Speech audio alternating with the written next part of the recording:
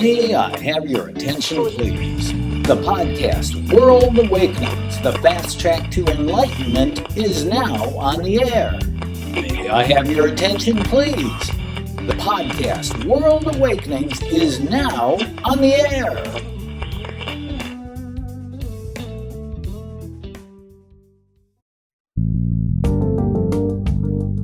This is World Awakenings, the fast track to enlightenment with your host, Carl Gruber.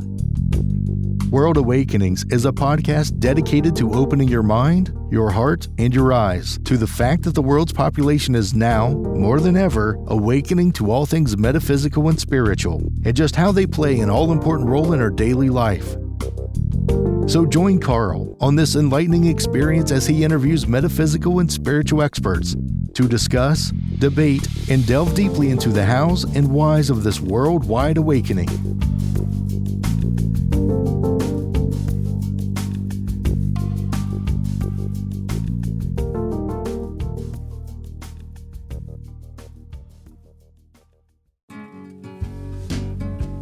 We welcome you to the World Awakenings podcast. Before we start, we'd like to tell you about a special ebook written by the show's host, Carl Gruber. The 3 Pillars, a simple 3-step process to manifest positive and permanent change in your life. The concise 32-page 3 Pillars ebook will teach you how to become a successful and consistent co-creator of your life path with the law of attraction. Yes, you can manifest the life you truly desire, and the ebook is absolutely free. Simply go to Carl's website, carlgruberlifecoach.com. That's KARLGRUBER lifecoach.com. Click on the header title About Me and get the free download today. Carl Gruber's free ebook, The 3 Pillars, will positively change your life. Hey, this is episode number 57 of World Awakenings, the fast track to enlightenment. And I'm so glad and grateful to have you join us today. I know I always say this, but I can't emphasize enough that this podcast mission is to bring the finest and best teachers, authors, and leaders to your ears and eyes of all things enlightening, spiritual, and metaphysical. And of course, today's featured guest continues our beautiful mission. Now, before we head off to meet today's guest, please take a moment to click the subscribe button below to help us keep this show going so you never, ever miss a single inspiring episode. Our featured guest today is Jess X Goh from Sydney, Australia, and is described as a trauma coach in childhood abuse, regenerative detox specialist, and galactic quantum facilitator. I like that one, who empowers burnout professionals and highly successful entrepreneurs from around the globe. And she has personally spent over $80,000 in mainstream therapy trying to figure herself out. Well, welcome, Jess, and we'd love it if you would elaborate on who you are and why you're doing what you do now. Thank you so much, Carl, for having me on the show. And I guess who I am, on a personal level, I'm a tree hugger. I love giving leftovers to the homeless. Nice. I really love spending time in nature. And it's just been flooded with so much rain recently, so it's a bit hard to connect with nature. So I have to connect with myself inward through yoga, meditation, and just finding ways to slow down a little bit more. But I guess on a professional level, I'm really passionate about helping men and women all over the world who are burnt out from their careers and their personal lives because they're suffering from the impacts of childhood traumas that's being projected into their adult lives, such as abusive relationships and domestic violence. And that's what really lights me up. The detox specialist and the galactic healing, that's complementary in what I deliver as well to complete the whole experience with trauma recovery. Wow, that is awesome. There's some beautiful, beautiful work. Well, but let me ask you this. From what I've read, you've been through an amazing journey yourself of trauma, both mentally and physically in your life. Just how did you manage to come out on a positive side of life, to blossom into your true self that you're meant to be, and help and guide others going through the brutal trauma of their own lives? I mean, can you give us a little history of yourself, if you're willing to talk about it? Yeah, definitely 100%. Because I truly believe that my story is who I am today. A lot of people out there who have experienced trauma, even far more extreme than what I've been through, they're not ready to share that story because they haven't really integrated that as a part of who they are. And I'm truly blessed with what I went through, even though it was really traumatic at the time. Mhm. But it has really allowed me to see my purpose in life by understanding my pain. And when I started this journey, it was 26. I've taken this journey of self-discovery through different modalities and seminars and workshops. Instead of turning to a psychologist, I started seeing psychics. And that was just something I was drawn to for some reason. But it was a friend of mine, a good girlfriend of mine back then. She was the one who introduced me to psychics, and we would have sessions with the psychics together about our life because we were both confused and stuff like that. And I guess with my background, so I am born and raised in Sydney, Australia, but I'm also Chinese Malaysian background. So being first generation Australian, it's very hard to really integrate my own identity on a culture level and who I am, because my parents showed me a different culture, and then living in a Western country presented a different culture. So I had really mixed feelings about my own identity. The other thing is that I went through a lot of emotional abuse with my father in particular, as well as my mother, but more so with my father.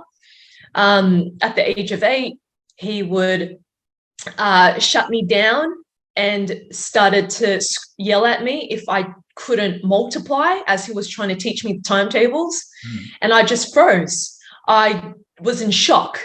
That was the first time I've experienced my dad in that way. And it got worse as I got older.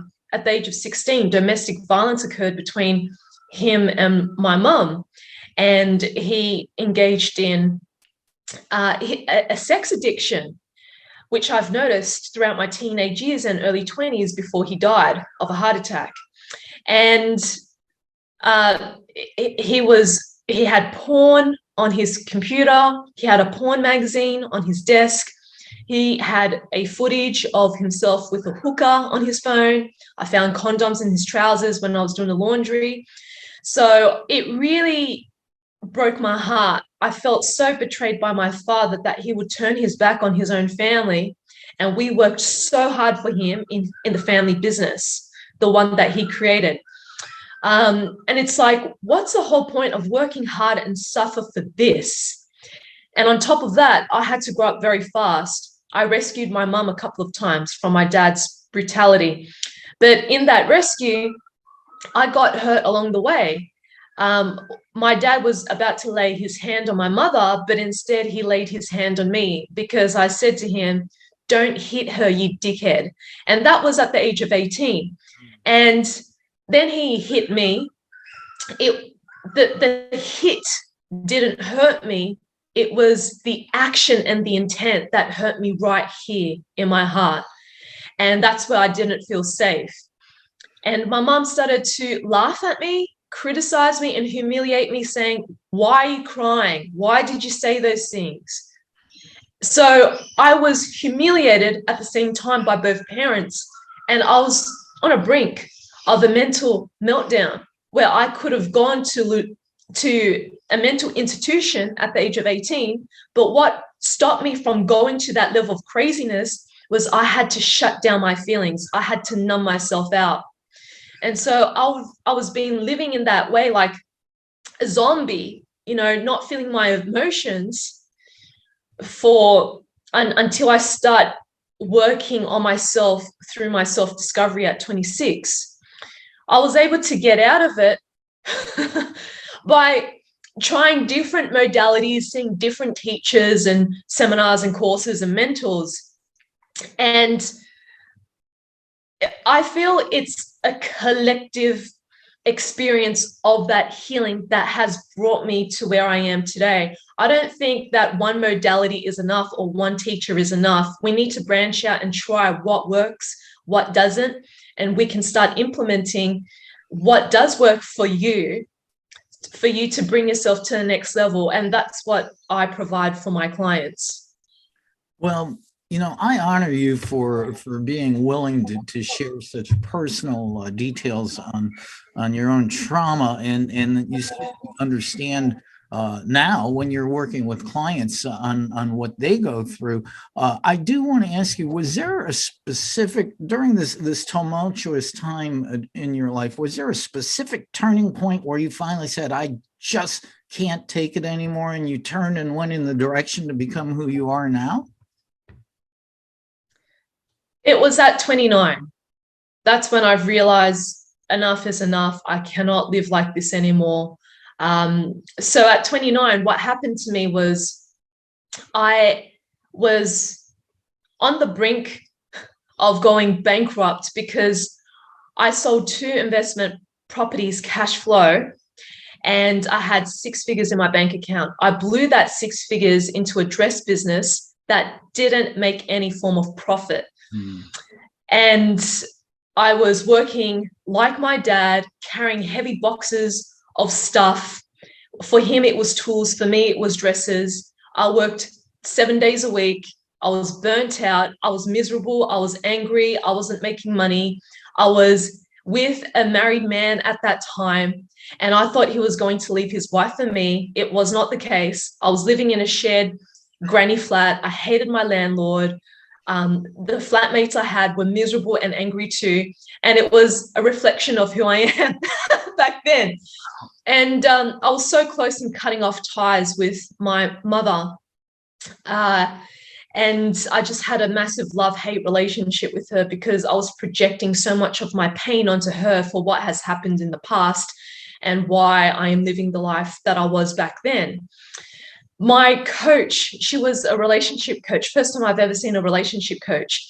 It was our last session. I could not afford to see her for any more sessions. And she said to me that you created this.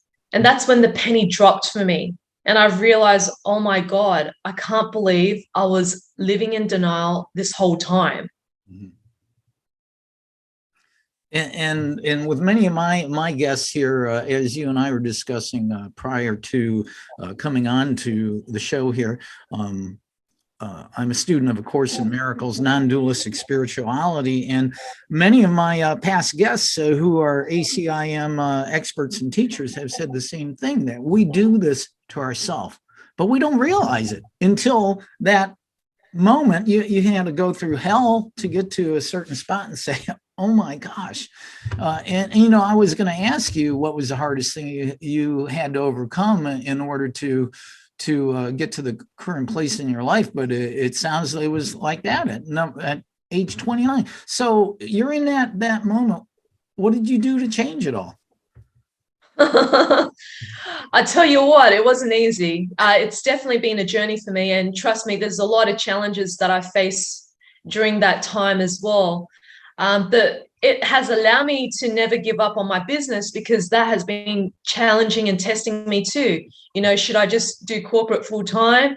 What's the point of doing this business if I'm not getting enough clients and all of this stuff? And so I feel like my personal challenges has allowed me to be this woman today, where I'm not willing to give up. I'm determined to get to the other side. Whatever challenges is thrown at me, yes, it's uncomfortable. Yes, it's overwhelming, but this too shall pass. Mm-hmm. And it's about remembering who I am. It's the consciousness of love. And that awakening that I first experienced at 29 was that I was ready to see light. a glimpse of it, at least, of it, to help me awaken a version of me that I wasn't able to discover in the past or forgotten along the way in this tumultuous journey. So I really feel that when you're ready, everything will fall into place. Yeah, and it certainly has for you. Now, like I said, I looked at your website quite extensively, and you have a lot of beautiful positive testimonials from your clients on you helping them overcome things. And certainly, I mean, we well know that you've been there and done that. And through what I saw, you've spent $80,000-$90,000 on therapy, but you've also accumulated a lot of accreditations along the way. So you certainly know what you're doing. And from what I see, you're really making a beautiful, positive difference in the world. And thank you for doing that. Thank you so much. That's really sweet of you. And I realize this is what I'm here for, to wake up the consciousness of humanity. Yeah, boy. And boy, do we ever need it right now. I do have this question. I've always been curious about this. Does a person have to go through either physical or mental trauma or both in order to experience enlightenment or self-realization? There's people like me, though. Me and my brother, we're fortunate. We never experienced any of that trauma, either physically or mentally. I mean, can you still pursue and achieve enlightenment and awakening? Does a person have to go through trauma to raise a consciousness and awareness? There's also emotional trauma. So we can, as a baby or a little boy or girl or a toddler, we can feel rejected by the opposite sex parent, or we may feel humiliated or criticized, and that creates emotional trauma. So that stops us from realizing our full potential, where we act out in certain ways to protect ourselves, to avoid rejection or to avoid criticism by being a people pleaser or rescuing people. So trauma can show up in that way as well. It doesn't have to be mental or physical. It can also be emotional. And I feel that we can awaken by learning and understanding and embracing the full depths of our own suffering. Okay. Well, the other thing on my mind was racing here while you were giving that answer. Even though there's people like me who've never experienced mental or physical trauma within this lifetime, I've had as a guest in the past an expert on Akashic records and karmic. So I don't know if this is your area of expertise, but I understand that we can carry into this lifetime from many other lifetimes karmic, negative karmic experiences too. Is that something that you might be able to deal with and talk about? So I believe there's different forms of trauma. There's childhood trauma. There's also adult trauma, but that's also linked with childhood trauma because it's your projection from your family dynamic into your adult relationships. As you've mentioned, past life traumas, yes, I believe that definitely exists. Sometimes we go through chaotic times and we ask ourselves, or we think about that other person, but that person's so good. They donate to charity. They do good things. Why is it that their health is deteriorating? Or why is it that they're struggling in love and relationships, right? And they have a really great family upbringing. So yes, you can definitely take into account past life karma or trauma that hasn't been dissolved in that lifetime that needs to be dissolved in this lifetime. There's also ancestral trauma, and that's trauma passed down from generations onto a generation such as us, where we are ready to dissolve and change the patterning of our ancestral trauma to wake up consciousness in this generation, so we're not passing it down to the next generation.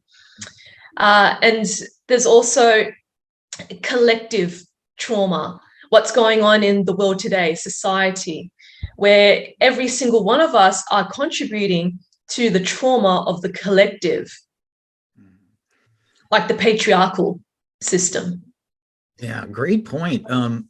You also did, that was an interesting perspective that, and I believe that we all know people like that, where they outwardly, and we see them, they're a good person, they donate to charity, they volunteer their time, they seemingly are happy and everything, but yet, yeah, they have their issues in certain areas of their life, and who knows, that could have been from subconscious trauma or abuse when they were younger, but it may also come along. But that is a real good point. Yeah, thank you for that.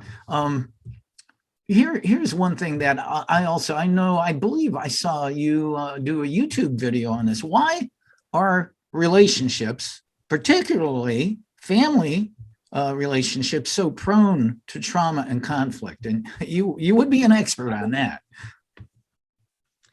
So why are family relationships, your question is, why are family relationships are so prone to trauma and conflict? Yes, they certainly see. I don't know if there's any actual functional family in the world. They all seem to be in some way, shape, or form dysfunctional. Why?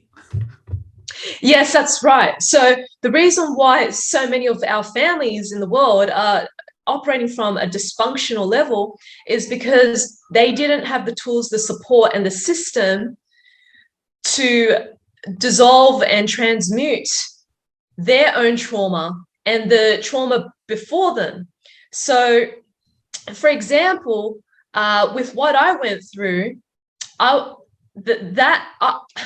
guess with the journey or the path that I decided to take in this lifetime as a soul, I want to wake up so badly. And so for me to wake up, I had to go through this dysfunctional, chaotic family environment. However, with my mom, for example, she's not at that level of consciousness. However, she has certain beliefs in practicing love and compassion for others, which is beautiful to see. And I'm really grateful to see that in her, because if I didn't see that in her, I would not have seen that within myself and practice and cultivate that with my clients. And so even though she didn't take on the path of self-discovery, and maybe she's doing it in her own way, it may not be through therapy or self-development or spirituality, but she's doing it in her own way.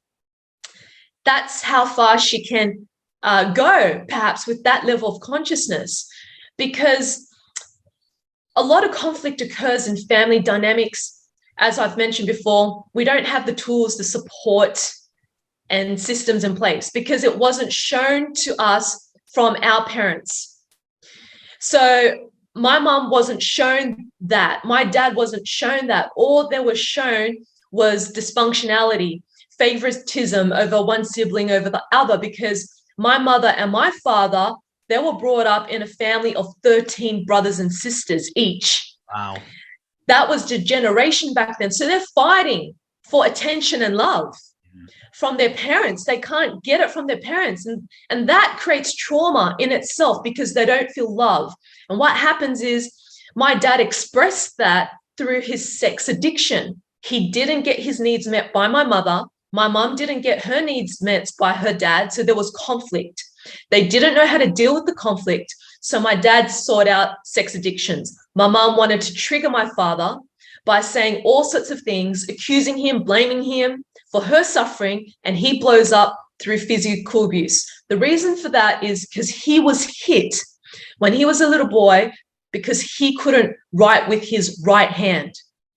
And so if you start to see the pattern in how your parents were all brought up, that explains why their behaviors and how that is passed on to us until we seek the right role model or mentor to show us the right support system that we need to transmute that pain. That is interesting too, what you said a little while ago about your mom, that she, even though she may be, active dysfunctionally within the family, she had her own ways of being compassionate and loving. That made me remember my own mother and father. My mom and dad used to butt heads. There was no physical abuse at all, but they were always arguing. And I can remember times seeing my mother just screaming and yelling at my dad. And then all of a sudden, somebody would come in from like a neighbor from next door, and she'd turn around and hug him. Oh, dear, you're so nice, and immediately turn from butting heads with my father to just being compassionate. And I suppose I probably learned some things from that too, or learned some things not to do on that also. I would like to ask you this, being a life coach myself, and I've discussed this with my fellow coaches too. It seems like almost every client I work with has some form of lack of self-worth or negative self-worth. And I know you've discussed this too on your YouTube videos. Why is self-worth so important? That's a really great question. I truly believe that self-worth, it's your relationship with yourself. Mm-hmm. It's how you learn to love, accept, and embrace yourself. If you're not able to treat yourself with love, acceptance, and respect, how can others treat you at that level? When we don't have boundaries in the way we engage with ourselves, such as overindulging in food or over-consuming a reality TV show, right?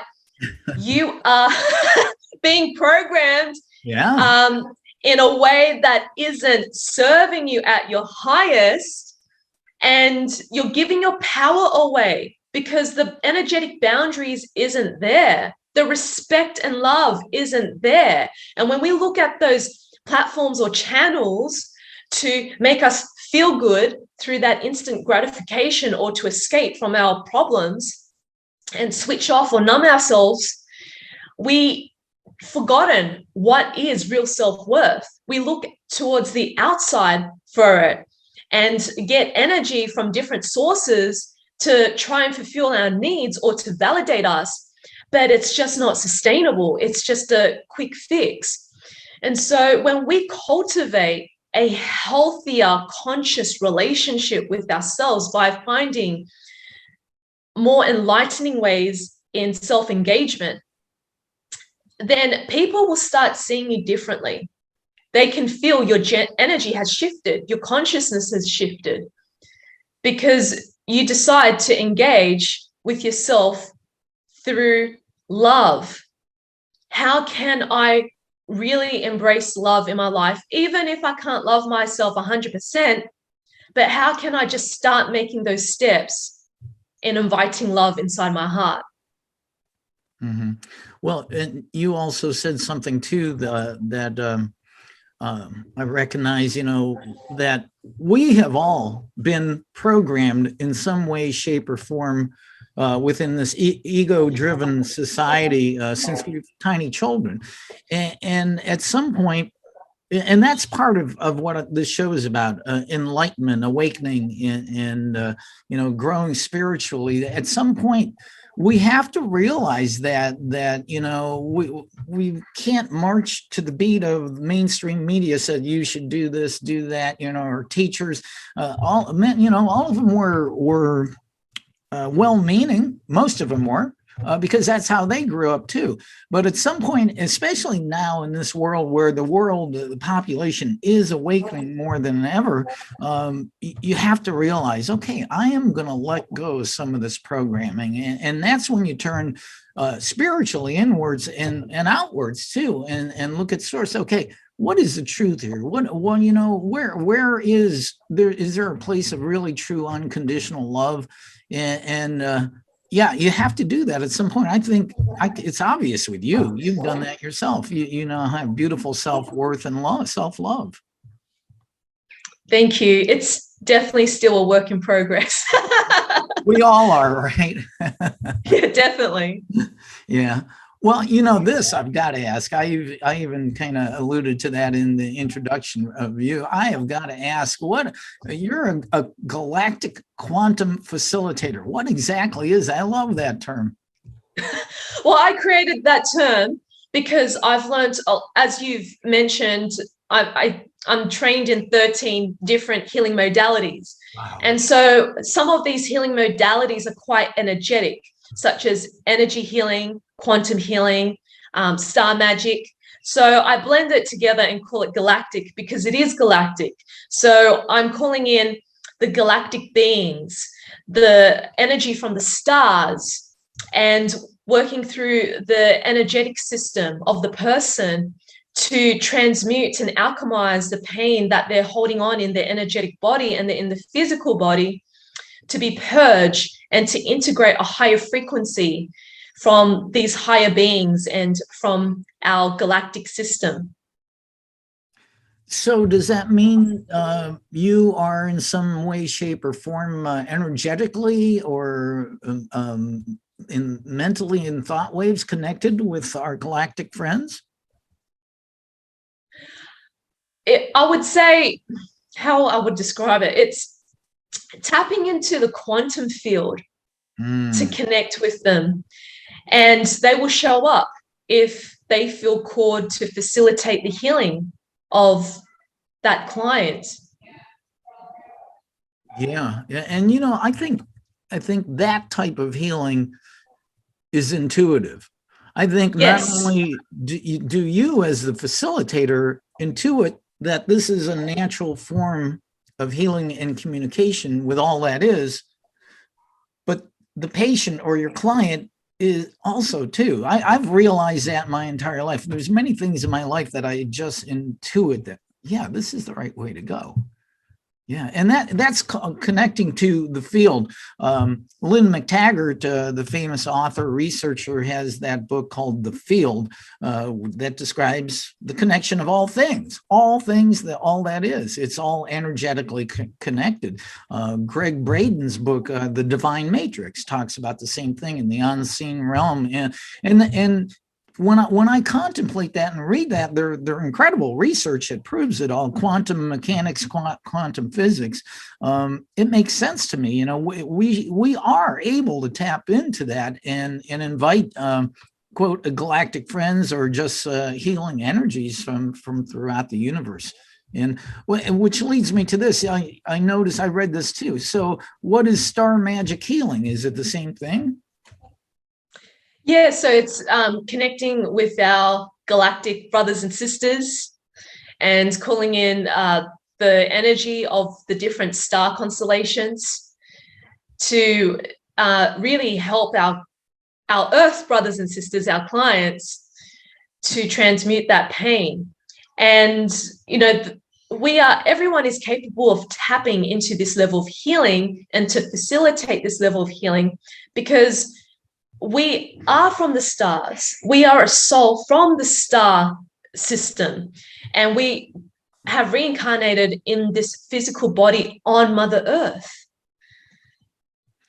And what you just said right there, if it had been 50 years ago, people might have, like excommunicated you from the church or whatever. It had been 500 years ago, they would have burned you at the stake. But now, because of the awakening of people who are just at that point, I believe most of the humanity is at that point. We can't take it anymore. There's got to be something better out there. So now we are connecting with exactly what we're talking. We're open to it, and it's beautiful to see that too. One thing I would like to ask, how are you different from a psychologist or other life coaches or energy healers? What makes Jess X Goh different in that manner?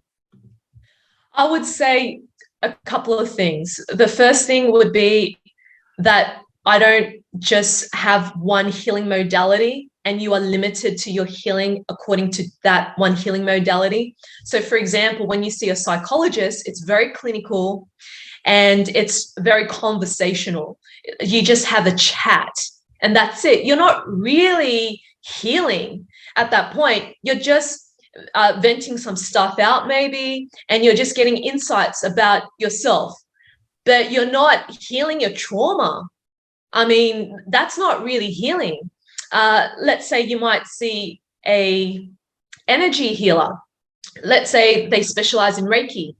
And with Reiki, it's very subtle and gentle. You might feel a shift, but from that session, you're not 100% understanding what happened. The mind hasn't integrated from that session. So it's really important to specialize in a variety of different healing modalities to support the client on all levels, spiritually, mentally, physically, emotionally, energetically, so they understand what's going on. Because you and I, we're a multi-dimensional being. You know, intellect is just not enough anymore. It doesn't cut it. Energy is not enough. Emotional, the whole lot. We need to address all levels of our being. And this is why I decided to become a detox specialist, because we need to treat our body with absolute respect. And the foods and the type of natural medicines that we can introduce into our body to regenerate itself. And that's through a plant-based diet and herbs to really clean our system so we can operate at our optimal, so we can reduce anxiety levels drug-free. There's so many ways that we can start preventing and avoid trauma if we look after all levels of our being, especially the body. The second thing is that I've personally have overcome the impacts of childhood trauma. I believe that I do embody that result. And there's a lot of academics out there, psychiatrists, psychologists, they don't have that deep level of understanding of what it's like to have gone through trauma. Some of them have, some of them haven't. And that's the concern I have, is why do you want to work with a traumatized client if you haven't personally experienced sexual abuse, domestic violence, emotional abuse, the whole lot? That's what I've experienced in my upbringing. So I understand the journey that my client is going through. And so if I've personally have overcome that, I can show them the path or guide them how they can do that too in their own way, because their path and my path is different. Whereas when you speak to an academic, they might just see you as a cookie cutter fix. So they apply one solution that fits all, but that's not the case, because everybody's personal experiences are different. Mm-hmm. And I provide a bit of flexibility in how my clients want to show up in their healing journey. Gosh, that's almost like medical doctors. Here's one pill to fix everything, that everybody else is experiencing the same thing. I can really tell, I mean, as you were speaking, I could just tell your lovely, beautiful passion for what you do. And I'm sure your clients and myself can, I feel that, and it's beautiful. So, I had kind of a Jess X Goh video party watching some of your YouTube videos before we came on here. You did one too on why it's important to cut ties with people in your life whose friendships and relationships no longer serve you at this time in your life. Why is that important?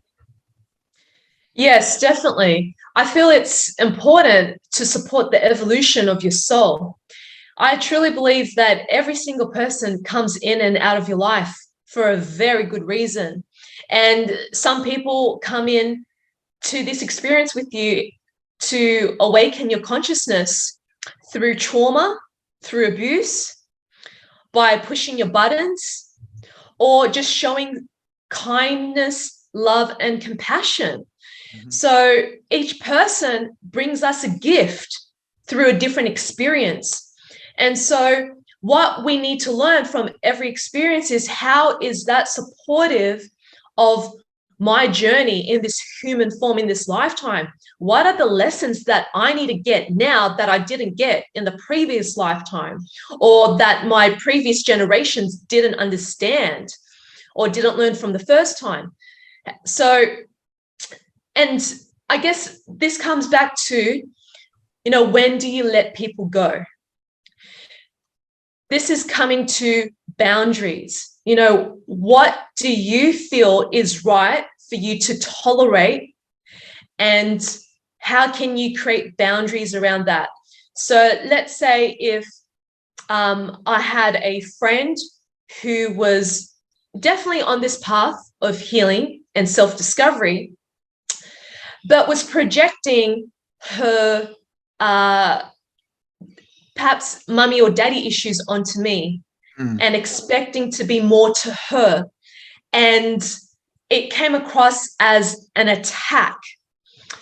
I was at a very vulnerable point at that time where I actually had COVID. And I was not in the right headspace to have that conversation.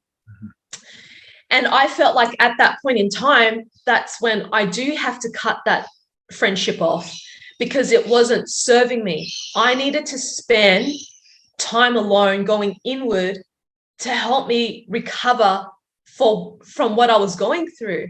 I didn't want to give my energy away to that friendship because I was already depleted. So that's when I made the decision to cut that off, because I've realized this friendship isn't serving me. I don't feel this is a healthy relationship. It's not my job to mother her. And I feel that she will realize along the way, this is something that she needs to transmute and heal. So that's just an example of when to let go of a relationship. Or if a relationship isn't working from both ways. So for example, with my brother, I haven't been in communication with him for perhaps 2 or 3 years now. And we are just completely different people. I did my very best to try and make it work, but it takes two to tango. If you want a relationship to work, both parties have to come to the table, just like me and my mother. So if my brother wasn't willing to make it work, then I've realized there's no point of trying to push it anymore, because I'm going to keep suffering and blaming him that he doesn't want a relationship with me. So instead, I've learned to accept he doesn't want a relationship, and I'm okay with that. We didn't have the best relationship, and that's okay. There's some stuff that I need to forgive myself for in that relationship, and that's okay. It's all part of the journey. Whereas with me and my mum, our relationship has completely transformed because she was willing to make it work, and so was I. But I had to focus so much on my healing before I can really integrate my learnings and experiences into our relationship. And so while I was healing, I had to create some boundaries with my mother, less interactions and seeing her less, because I was constantly being triggered and projecting stuff onto her. So it's really important to contain your energy while you're doing the healing process. If you are wanting to work through a relationship with a dysfunctional parent, for example, or a dysfunctional partner or person in your life. Well, you sure hit on all the key spots on that, because those people that you desire to cut ties with because they're no longer serving any purpose, positive purpose in your life, is the hardest when it's family. So yeah. Well, anybody who's looking for a coach here, you got the right person here with Jess X Goh. She's been there and done that. Wow. Holy mackerel. So, we are talking to Jess X Goh. I love that name. That is Goh is her last name. And she's in Sydney, Australia. And I would like to ask you this. I have to ask you this. Our entire world is currently entranced with fear over the pandemic and all the other chaoses and all the people shaking their spears of war now. And are there any practical courses of actions or steps you recommend to people to practice right now to stay even keeled and out of fear? 100%. What we can do right now is 2 things. The first thing is self-care. Mm-hmm. How can you show up for yourself and engage with yourself before you engage with anyone else? Through self-care. Have a self-care ritual in place. such as grounding in the beach barefoot at least 20 minutes each day. If weather permits, such as raining or it's snowing, then ground yourself at home through yoga, body work, breath work, tapping, where you can be in your body, eating a plant-based diet, really addressing the root cause of your health, and getting fresh air, sunshine. All of these things that is not being shared by mainstream media and the government, has been severely overlooked. And that's what you can focus on is self-care, number one. Number two, because this is created by the collective consciousness, each individual has a role to play. So what I would suggest on a practical level is you can meditate and visualize that you are sending peace to every single person in the world, whether it's a loved one that you're not getting along with, or someone that is estranged from you, or someone that you've cut ties in the past, as well as the governments and the presidents and the prime ministers of the world, to send love and peace to them, to shift their consciousness. So those are the top two key points that I would highly recommend, so we can start shifting the consciousness of the world. And that is beautiful advice and classic law of attraction. If enough of us, like attracts like, be it good or bad, if enough of us start sending love and thoughts of peace and truth out to the world, by law, the universe must send more of that back to us. And boy, that is a great perspective. I love it. One last question. We're going to wind up here in a little bit. I would like to ask you this. What's your personal definition of true spirituality? How do you implement it and practice it in your own life? Wow. That's a really great question, Carl. I don't think I've had anyone asking me this question. True spirituality. Oh, gosh. For you. For me, okay. My definition, oh gosh. Gotcha. let me fill into this one. Yeah.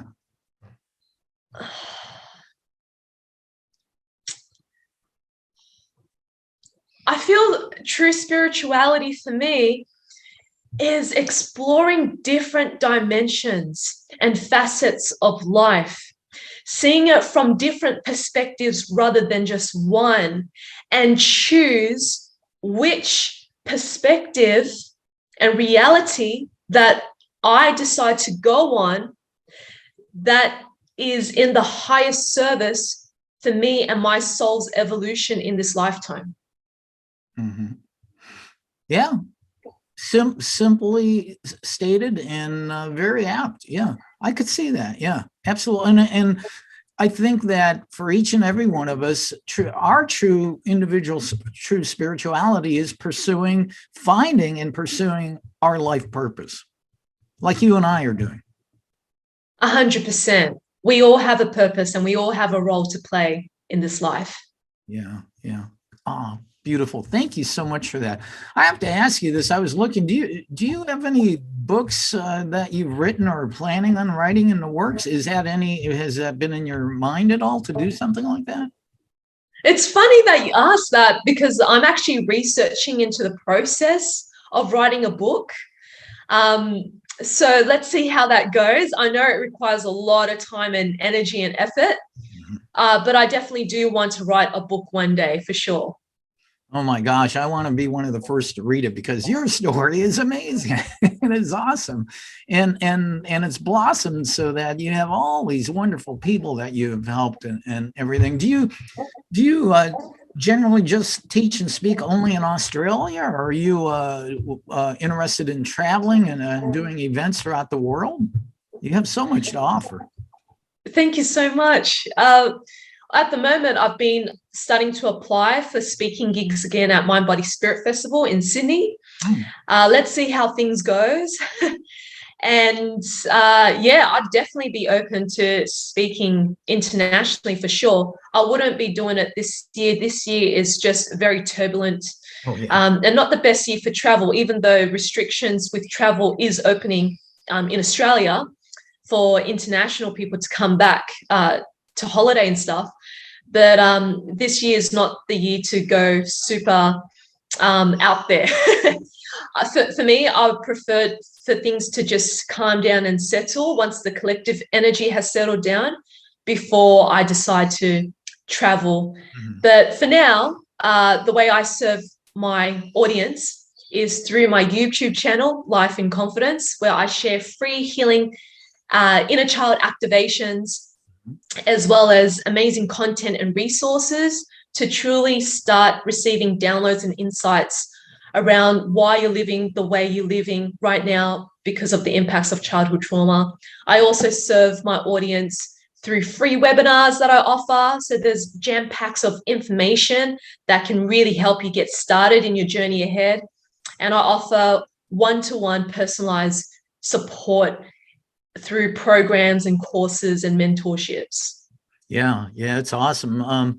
And you know, I'm already visualizing you in your own private jet flying to London to lead an event there, and then off to Morocco and all that.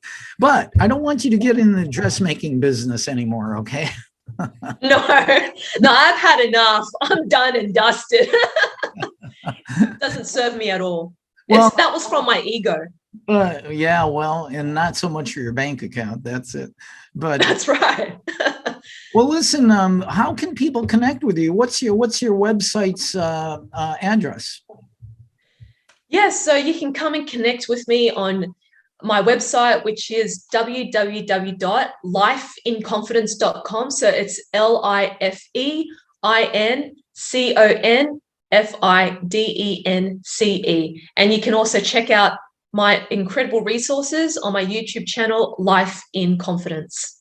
Yeah, and after we're done here, I'm going back to that website because I just started to get to finish it up. I'm going to take your inner child personality quiz that you have on there.